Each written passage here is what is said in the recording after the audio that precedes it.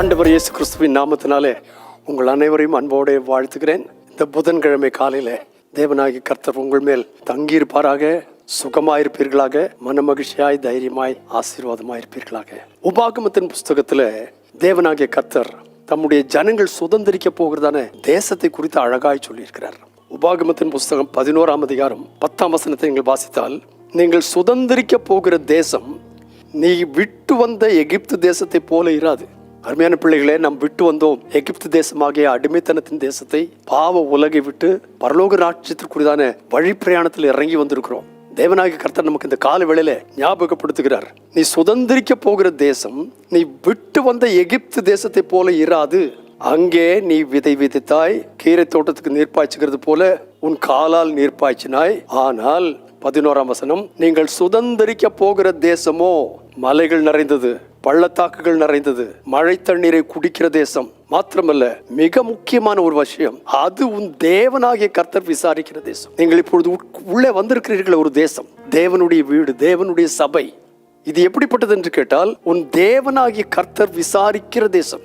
இது நீ விட்டு வந்த எகிப்து தேசத்தை போல, அடிமைத்தன தேசத்தை போல, பாவம் நிறைந்த உலகத்தை போல, அசுத்தங்கள் நிறைந்த உலகத்தை போல இருக்காது. இது தேவன் உன்னை பார்த்து விசாரிக்கிற தேசம். வேதத்தில் சொல்லியிருக்க, அவர் உங்கள் விசாரிக்கிறவராகியால் உங்கள் கவலைகள் எல்லாம் அவர் மேல் வைத்து விடுங்கள்.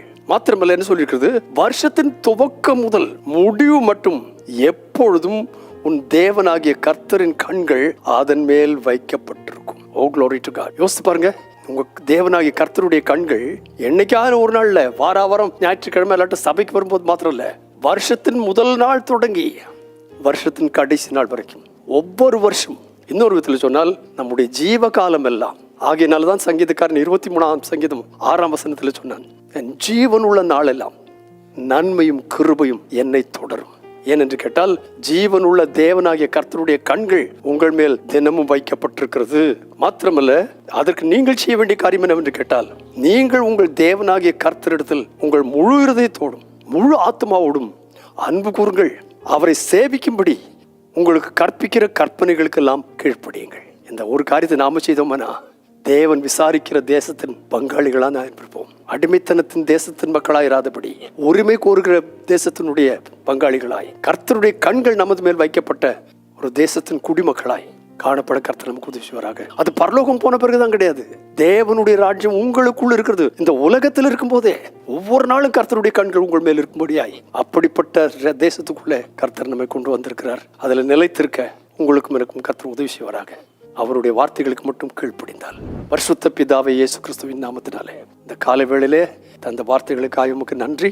ஆண்டவரே, இந்த பரிசுத்த தேசத்தை சுதந்திரித்து அதிலே நிலை நிற்க எங்கள் ஒருவருக்கும் கிருபை தாரும். விட்டு வந்த தேசத்தை நாங்கள் நினைக்க கூடாது. வந்திருக்கிற தேசத்தில் வளர உதவி விஷயம்.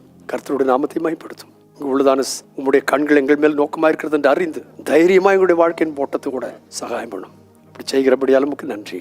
இயேசு கிறிஸ்துவின் நாமத்தில் பிதாவே, ஆமென். ஆமென். சுதந்திரிக்க போகிற தேசம் அருமையான தேசம். அந்த தேசத்தில் உள்ள கர்த்தருடைய கண்களின் பார்வை எந்நாள் உங்கள் மேல் இருக்கட்டும், என் மேல் இருக்கட்டும். God bless you abundantly again and again and again. Amen.